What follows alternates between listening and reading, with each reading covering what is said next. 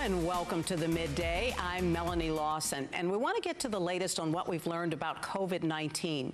Joining us right now is ABC News Chief Medical Correspondent, Dr. Jennifer Ashton.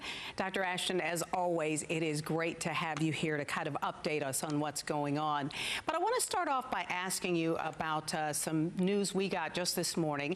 The governor of Texas has ordered hospitals to stop doing elective surgeries to make room for patients with serious cases of COVID-19. We have at least one major hospital here in Houston that its ICU is at 97%. What do you think Texas needs to do to reverse things? We're actually having to pull back. Well, Melanie, all eyes are on Texas. We've been talking about that at Good Morning America and on my daytime show, What You Need to Know, GMA3, and on World News Tonight. And when you see hospitals postpone, defer, or cancel elective surgical procedures or tests, that is a critical sign that those hospitals are now moving towards their surge capacity plans, which is all about staff, supplies, space, and systems. And when you talk about an ICU that has very few open beds, understand that even if you yourself don't get sick with COVID-19, let's say you have a heart attack or you're in a car accident, you need a bed. And if those beds are filled with COVID patients, everyone's life is in jeopardy. So this is a serious situation, and it's yet another wake-up call. Well, you know, we had phases of reopening, but the last 3 days we've had more than 5,500 new cases diagnosed. What do we need to do in Texas at this point? Are we looking at going back to lockdown? Well, I think that's what everyone is trying to avoid. I think I said it with you last week. I'm supposed to come to Texas for speaking appearance, and at this rate, those will be canceled. So here's what people need to do if they want to go about with some level of normalcy.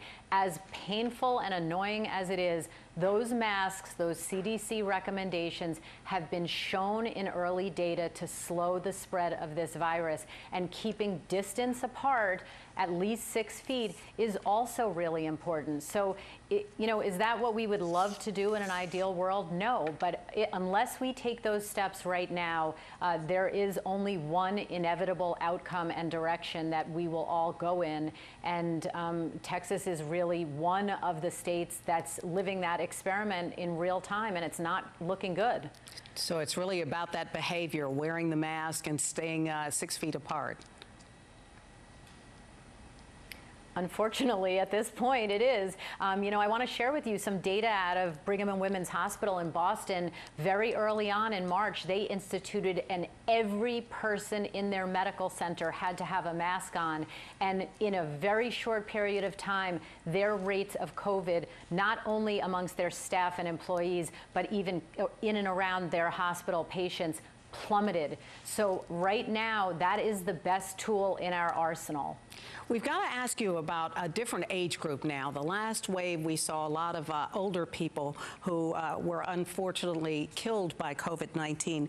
Now we're looking at a lot of new patients that are under the age of 40. How do you get the message across to that group that it's really important that they modify their behavior? Well, it's not easy. I'm the mom. My baby just turned 22 this week. So, you know, this is a difficult age group because they're not used to these kind of restrictions. They've been raised in a society where it's largely about me, myself, and I. And so the message has to be, yes, you can get sick. And by the way, even though your risk of death is lower than other groups, it's not zero. And the other thing is, you have a responsibility to protect those people around you. Your parents, your grandparents, they are at much higher risk. So that message needs to get across. And I will volunteer my 20 and 22-year-old if you'd like to talk to them next week. Before we let you go, Dr. Fauci is saying we are still in the first wave. Is that the way you see it? We haven't even hit a second wave yet? Well, I speak to Dr. Fauci on a regular basis, and he's looking at all kinds of mathematical models, as are epidemiologists and public health officials in this country.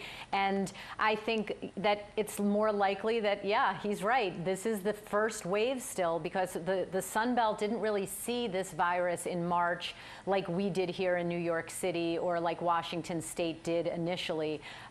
So it's really about learning how to live with this virus and managing the virus so that it doesn't manage us and send us back into a lockdown. All right. Well, Dr. Ashton, always great to talk to you, and we appreciate all your insight.